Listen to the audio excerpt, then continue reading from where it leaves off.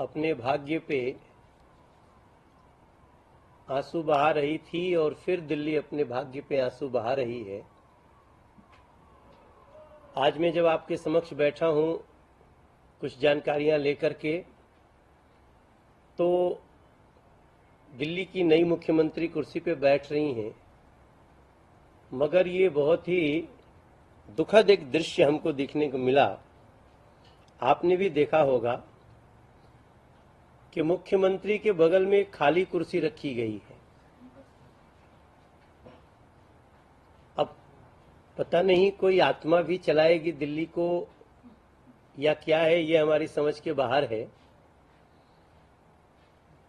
मैं खाली कुर्सी को देख करके मेरे मन में एक बहुत बड़ा विचार आ रहा है कि ये संविधान का बहुत बड़ा अपमान है। संविधान मुख्यमंत्री के अंदर वो सारी शक्ति देता है जिसको एग्जीक्यूट करना मुख्यमंत्री की सबसे बड़ी जिम्मेदारी होती है। लेकिन हमारी दिल्ली की तीसरी महिला मुख्यमंत्री आतिशी जी ने बाबा साहब भीमराव अंबेडकर जी के संविधान को धता बता दिया कि वो मुख्यमंत्री तो है लेकिन नहीं है, वो मुख्यमंत्री के रूप में जिम्मेदार नहीं है, वो मुख्यमंत्री के रूप में रिस्पॉन्सिबिलिटी लेने को तैयार नहीं है। ये सारा इशारा होता है जब वो एक खाली कुर्सी दिखा रही है। तो आराम से वो बाद में कह देंगे मैं तो मुख्यमंत्री थी ही नहीं, वो तो एक आत्मा बैठी हुई थी। अब वो किसकी थी पता नहीं, उसी से सवाल जवाब करें आप सब। हमने मुख्यमंत्री जी को एक पत्र भी लिखा है, आतिशी जी को। अगर वो किसी की आत्मा है तो उसी को हमारा पत्र पढ़वा दें। वो पत्र भी आप सबको मिला होगा। हमने एक पत्र लिखा और इस पत्र में हमने उनसे ये प्रार्थना किया कि दिल्ली के राजस्व का जो नुकसान हुआ, कितना हुआ, आप तुरंत एक कमेटी बना करके इसको दिल्ली को बताएं। दिल्ली में बिजली पानी के बड़े बिल आ रहे हैं, ये क्यों हैं, इसकी जानकारी दें, इसको रोके तुरंत। और जो जिनसे बिजली पानी के बड़े बिल लिए गए उनको वापस भी करना चाहिए। हमने इसमें टैंकर माफियाओं पे कैसे रोक लगे इसकी प्रार्थना की है। हमने इस पे कैसे नाले साफ न होने से हमारे दिल्ली के बच्चे मौत के मुंह में समा गए। अभी वो बच्चों के परिवार बाहर आकर के बैठा हो, अभी हम यहाँ से जा करके उनसे मिलने वाले हैं। तो इन सारी कई जो हमारे जवाब हैं वो उनको देने के लिए हम तो सोचते थे आतिशी जी को मांगना पड़ेगा, वो खाली कुर्सी से मांगना पड़ेगा मुझे। हमारा दिमाग बहुत उलट गया है। ऐसी परिस्थिति में हम एक बार फिर से याद दिलाते हुए हम निवेदन करेंगे कि मुख्यमंत्री के रूप में आप मुख्यमंत्री की जिम्मेदारी संभालिए।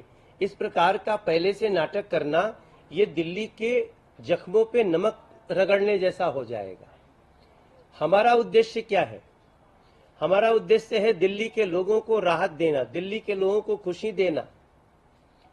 और अब हम जो दूसरी बात आपसे कहना चाह रहे हैं, जरा ये पोस्टर पीछे ला दो भाई।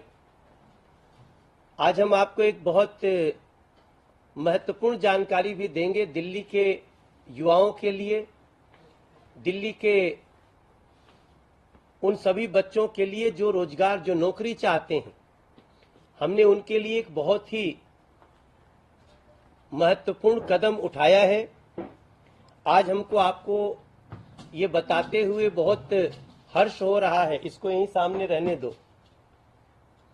आपको बताते हुए बहुत हर्ष हो रहा है। एक पोस्टर हमारे पीछे आ गया है। हमारे संसदीय क्षेत्र के युवाओं के लिए, उनकी नौकरी के लिए हमने एक बहुत महत्वपूर्ण कदम उठाया है।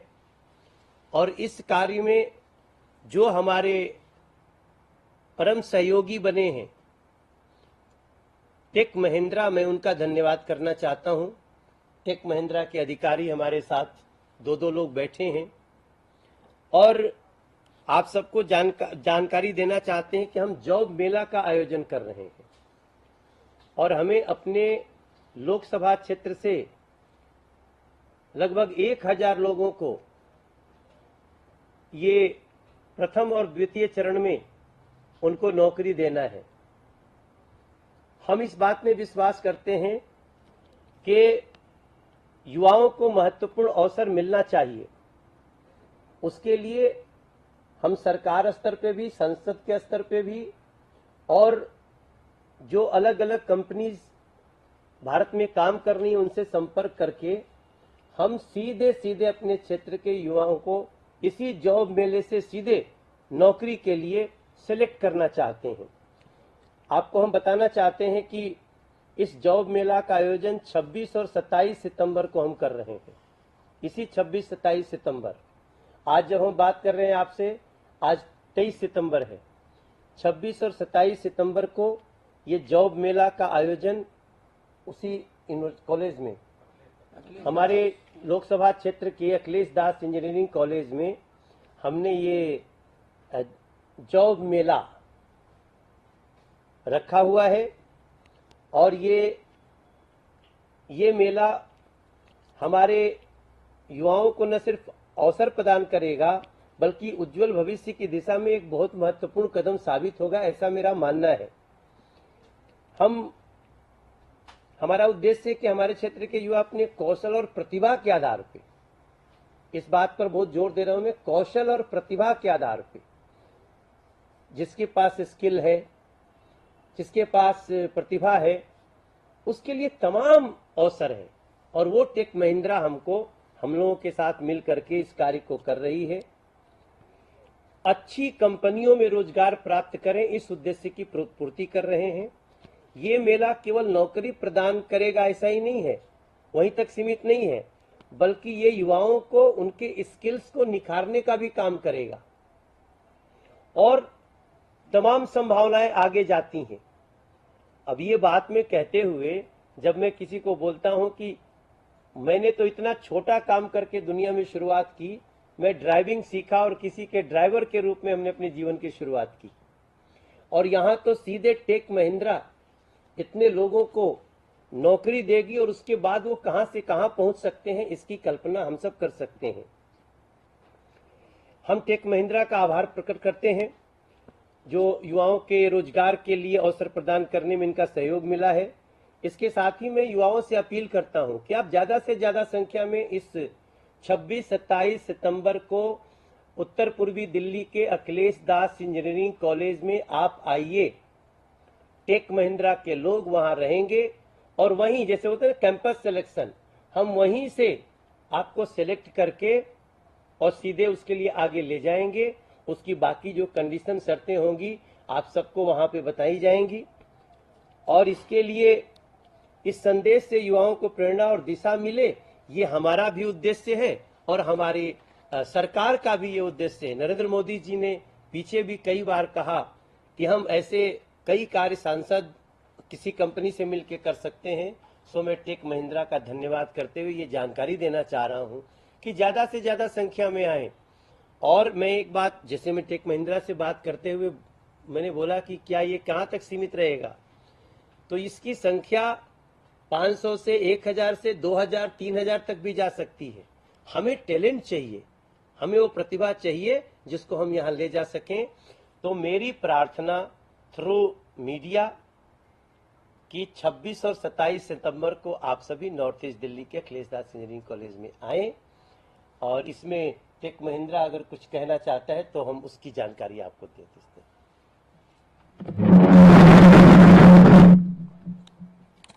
आप सभी का स्वागत है। मैं Pratyush Rahul Tech Mahindra campus hiring team को हेड करता हूँ, बीपीएस वर्टिकल का।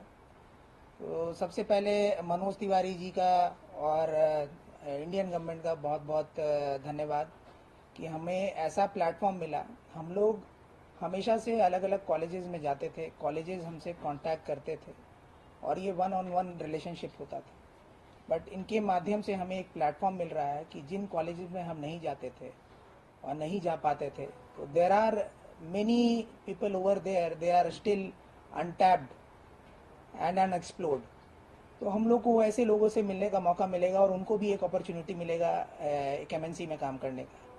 बस इसी के लिए हम लोग बहुत बहुत शुक्रगुजार हैं मनोज तिवारी जी का। बहुत बहुत धन्यवाद। और जैसे हम इनसे रिक्वेस्ट भी किए हैं कि अभी हम अपनी लोकसभा में कर रहे हैं, लेकिन हम प्रार्थना करेंगे इसका अच्छा एक्सपीरियंस हमारा होता है तो पूरे दिल्ली में इसको ले जा सकते जी हैं। सर। इसके लिए भी आप तैयार रहेंगे क्या? हाँ, एकदम सर, जरूर रहेंगे। हम लोग तो चाहते ही हैं कि सारे लोग से जुड़ सकें, जितने ज़्यादा लोग से जुड़ पाएँ। बहुत सारे टीयर 2, टीयर 3, टीयर 4 कॉलेजेस भी हैं जहां हम लोग कभी नहीं गए हैं, और ये एक माध्यम है रोजगार मेला जहां हर कॉलेजेस को इनवाइट किया जा रहा है ताकि वो ज़्यादा से ज़्यादा संख्या में आए और इसका लाभ उठा सकें। हम लोग साल भर में कितने बच्चों को लेने का टेक महिंद्रा से टारगेट रख सकते हैं? जनरली हर साल हम लोग 15,000 फ्रेशर्स का हायरिंग करते हैं बीपीएस वर्टिकल में, और ये ऑल अक्रॉस इंडिया होता है, नॉट ओनली फॉर दिल्ली। तो हम लोग अलग अलग लोकेशन में, जैसे हमारा रिक्वायरमेंट नोएडा में है, चंडीगढ़ में है, पुणे में है, विशाखापट्टनम में है, हैदराबाद में है, कोलकाता में है, भुवनेश्वर में, तो बहुत सारे जगह पे है। तो हर जगह मिला के कुछ हम लोग 15,000 लोगों को हायरिंग करते हैं, और ये कंटिन्यूस चलता रहता है। तो लेकिन यही है कि जो हमसे जुड़े हुए हैं जितने भी इंस्टीट्यूट्स, हम लोग बस वहीं कनेक्ट कर पाते थे। ये एक बहुत अच्छा माध्यम है, जाकि और भी किसी गवर्नमेंट को अगर हमसे मिलना है या कनेक्ट करना चाहते हैं तो ये भी एक अच्छा प्लेटफॉर्म है हमारे लिए कि हम लोग उनसे बोलें कि अगर हम लोग को, अगर आप जैसे सुविधा प्रदान कर रहे हैं वो लोग भी करें तो हम लोग वहाँ भी जाएंगे। इसका अर्थ ये भी निकलता है कि हम कम से कम 5,000 तक तो दिल्ली में इसका टारगेट रख सकते हैं प्रत्युष जी के तहत। और आज के लिए हमारा यही है। बाकी आपको कुछ मन में हो तो पूछ सकते हैं, नहीं तो हम इसी हाँ 1-to-1 थैंक यू। नमस्कार दोस्तों, बीसीआर न्यूज़ में आपका स्वागत है। मैं हूं आपका होस्ट एंड दोस्त अजय शास्त्री। उम्मीद है आपको ये हमारा वीडियो अच्छा लगा होगा, तो आप इसको शेयर कीजिए और लाइक कीजिए, और साथ साथ हमारे चैनल को सब्सक्राइब भी कीजिए। जी हाँ, ऐसे ही नए वीडियो के साथ फिर आपके साथ हाजिर होंगे। तब तक के लिए आपसे अलविदा लेते हैं। भारत माता की जय, वंदे मातरम। जय हिंद दोस्तों।